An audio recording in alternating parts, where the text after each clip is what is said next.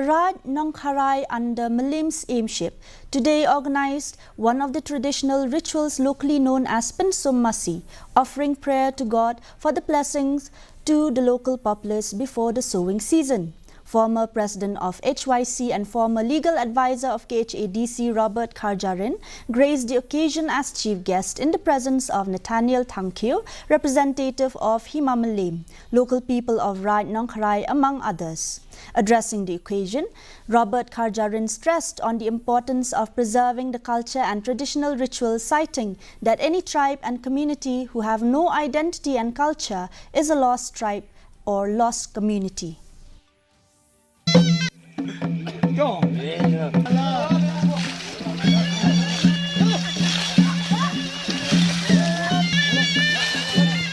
Una Gilbert Sulayuan, bagaimana mereka cenderung ke dengan teli ke bawah persu. Kebenaran ketika kur kecak, kebar ketika ketian ketelik, berkebalai ketika hendak bersiap. Uang balada hidup no ikini kelai teli, kata kerja cenderung kalau sakma. Lagan ipen kumar ya ke kur kecak. Kum kerja cenderung mikir ke jongpi, lada pistak dan pen kumar ya kecak ya kong ke jongpi penlek niam kumno. Hakani kebadan pentat akan niam. Ya kan Hima Malim ke jongpi, ya kan Hima nongpok. Wat nom klet bagi tikur ke bawah penlang penman. A student of